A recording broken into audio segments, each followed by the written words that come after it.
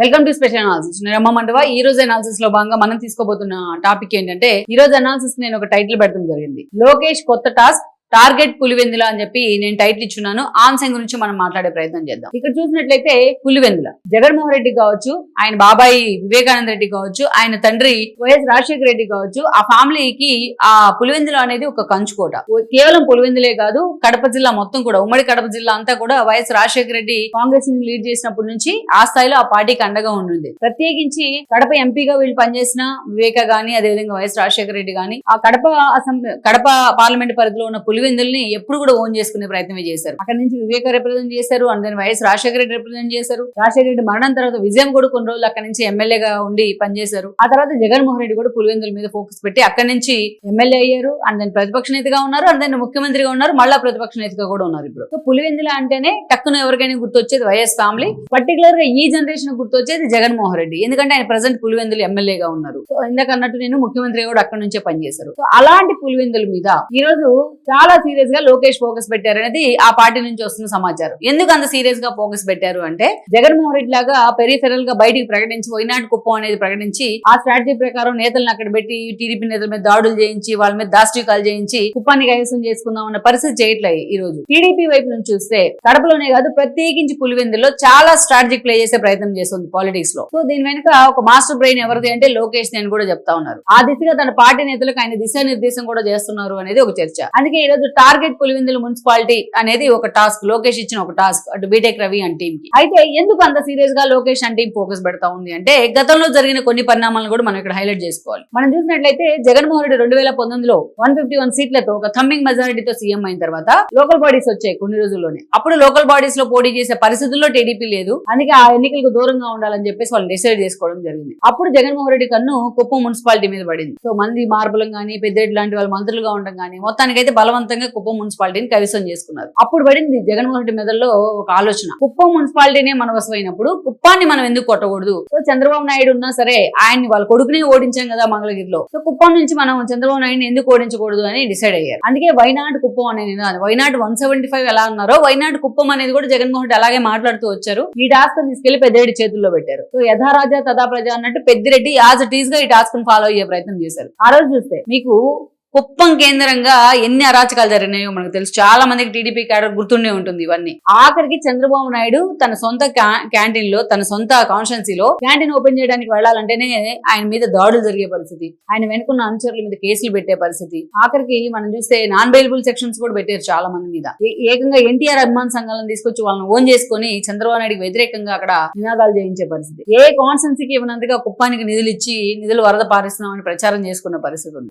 పెద్దిరెడ్డి తన అనుచరులతోని ఏ స్థాయిలో ఒక దాష్టికాలు చేశారో మనం చూసాం. ఇవి చాలా ఉన్నట్టు ఎక్కడో ఉన్న భరత్ తీసుకొచ్చి ఆయనకి ఎమ్మెల్సీ ఇచ్చారు. చంద్రబాబు నాయుడు మీద పోటీ చేసి మీరు గెలిస్తే మీకు మంత్రి పదవి ఇస్తారని చెప్పి జగన్మోహన్ రెడ్డి ఆయనకు హామీ ఇచ్చారు. అలా టార్గెట్ కుప్పం అనే విషయంలో ఎన్ని జాలు అని చేశారు పెద్దిరెడ్డి అంటే జగన్మోహన్ రెడ్డి అండ చూసుకొని ప్యారలల్ గా ఒక అనఫిషియల్ సీఎం గా వ్యవహరించారు పెద్దిరెడ్డి అంటే ఆ రోజున రాష్ట్రానికి కూడా. సో మొత్తానికి అయితే అలా కుప్పం మీద ఫోకస్ పెట్టారు. అయితే ఎప్పుడైతే ఎమ్మెల్యే కోట ఎమ్మెల్సీ ఎన్నికలు జరిగాయో, అంతకంటే ముందు పట్టభద్రుల ఎన్నికలు జరిగాయి. మెయిన్ పట్టభద్రుల ఎమ్మెల్సీ ఎన్నికల్లో మొత్తం 3 స్థానాలను 3 ప్రాంతాల్లో ఇంక్లూడింగ్ పులివెందుల టీడీపీ కైవసం చేసుకుంది. రాంభూపాల్ రెడ్డి గెలవడం జరిగింది. ఈ పరిణామాల తర్వాత వైఎస్ఆర్సీపీ డిఫెన్స్ లో పడింది. ఎప్పటికీ నాకు నవ్వొచ్చి గుర్తొచ్చే అంశం ఏంటంటే, ఈ విషయంలో ఆ రోజు ఎన్నికలు అయిపోయిన తర్వాత మీడియా అంతా వెళ్లి సజ్జల రామకృష్ణారెడ్డిని బయట అడిగారు ఒకటి, ఈ స్పందించాలని చెప్పేసి. అసలు మా ఓటర్లే కాదు వాళ్ళు పట్టభద్రులు అని చెప్పారు ఆయన. అంతకన్నా బుర్ర బుద్ధి నిజంగా ఆయనకి మరి జర్నలిస్ట్ గా చేశారు, ఎందుకు లేదో నాకు అర్థం కాదు. 11 జిల్లాలను కవర్ చేస్తూ ఆ ఎన్నికలు జరిగాయి. ఇంత పెద్ద బల్క్ శాంపిల్ ని ఏ సర్వే సంస్థ కూడా దిగలేదు. 11 జిల్లాలను కవర్ చేస్తూ జరిగాయి. ఆ రోజు వేపాడి చిరంజీవి ఉత్తరాంధ్ర నుంచి, అటు రాయలసీమ నుంచి రాంభూపాల్ రెడ్డి, అండ్ దెన్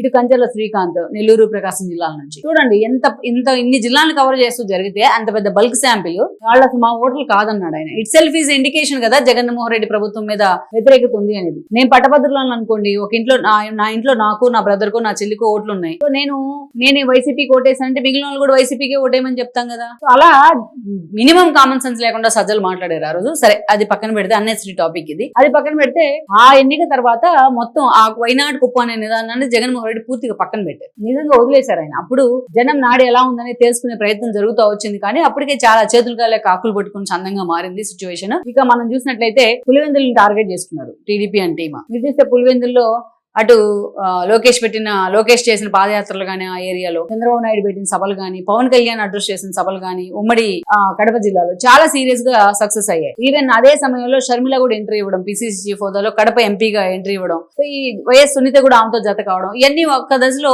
వైఎస్ఆర్సీపీని వణికించాయి నిజంగానే. జగన్మోహన్ రెడ్డి అండ్ అవినాష్ రెడ్డి ఇద్దరు ఓడిపోతారేమో అనుకున్నారు కానీ బట్ క్రాస్ ఓటింగ్ జరిగింది. వాళ్ళిద్దరు కూడా నీట్ గా అవినాష్ రెడ్డి గెలవడం జరిగింది.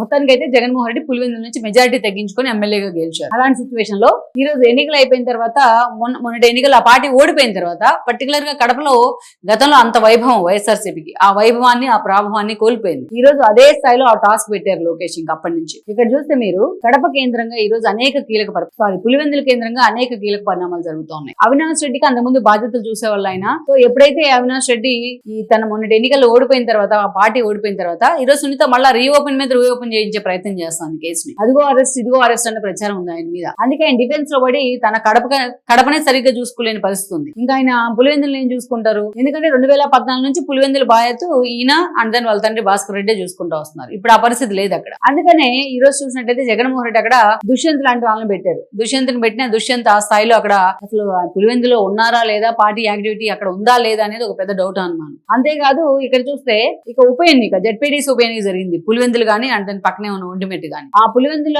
అండ్ ఒంటిమిట్ట జెడ్పీటీసీ బాధ్యతలు అవినాష్ రెడ్డికి ఇస్తే నిండా ముంచారు ఆ రోజు పార్టీని. ఆయన అప్పటికే ఆయన అరెస్ట్ అనే ప్రచారంతో ఆయన పూర్తిగా డిఫెన్స్ లో పడి సరిగ్గా ప్రచారం కూడా చేయలేని పరిస్థితుంది. జగన్మోహన్ రమ్మంటే కనీసం రాలేదు ఆయన వాళ్ళ ఎమ్మెల్సీ రమేష్ తల పగలగొట్టినా కూడా కనీసం పరామర్శకు వెళ్ళలేదు ఎన్నికల సమయంలో జగన్మోహన్ రెడ్డి. సో ఆల్మోస్ట్ కాడి కింద పడేసిన సిచ్యువేషన్ ఉండింది. సో చాలా ఈజీగా అటు బీటెక్ రవి గానీ అండ్ తన భార్యను పెట్టారు ఆ రోజున. ఒంటిమిట్ట నుంచి కూడా ఆ సీట్ కూడా గెలుచుకోవడం జరిగింది. తన సొంత కాన్స్టిట్యున్సీలో డిపాజిట్ కూడా దక్కించుకోలేని పరిస్థితిలో జెడ్పీటీసీని జగన్మోహన్ రెడ్డి కోల్పోయారు. అప్పటి నుంచి ఆ పార్టీ పులివెందుల విషయంలో డిమోరలైజ్ అయింది. ఈ రోజు అవినాష్ రెడ్డి సీరియస్ గా ఫోకస్ పెట్టట్లేదు. అదే విధంగా చూస్తే భాస్కర్ రెడ్డి జైలు ఈ వివేక కేసులో పూర్తిగా తలమునకలై ఉన్నారు. మరోవైపు చూస్తే దుష్యంత్ అంత సీరియస్ గా పార్టీని పట్టించుకోవట్లేదు. అక్కడ జగన్మోహన్ రెడ్డి సీదా వెళ్తున్నారా అంటే పులివెందుల్లో ఆయన మహా అయితే ఒక 3 సార్లు వెళ్ళి ఉంటారు ఈ 2 ఏళ్లలో. పులివెందుల మీద అంత సీరియస్ గా జగన్మోహన్ రెడ్డి ఫోకస్ పెట్టని పరిస్థితుంది. ఇక ఇవన్నీ కూడా వాళ్ళకి కలిసి వస్తూ ఉన్నాయి టీడీపీకి. ఒక బీటెక్ రవి గానీ, ఒక రాంభూపాల్ గానీ, అదేవిధంగా ఈరోజు చూస్తే ఒక శ్రీనివాస్ రెడ్డి, ఒక మాధవి రెడ్డి, ఇలాంటి వాళ్ళంతా అందరి టార్గెట్ ఈ రోజు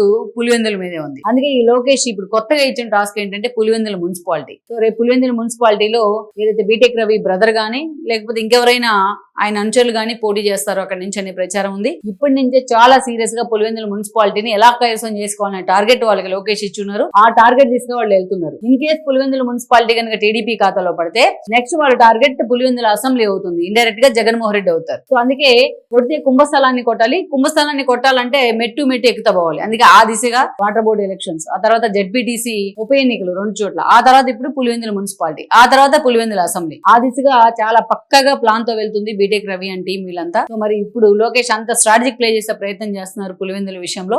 మరి ఈ విషయంలో మరి జగన్మోహన్ రెడ్డి ఎంతవరకు ఎక్కడ ఫోకస్ పెడతారు, పులివెందులు మళ్ళా పూర్తి స్థాయిలో రీఛార్జ్ చేసే ప్రయత్నం చేస్తారా అన్నది మనం చూడాల్సి ఉంది.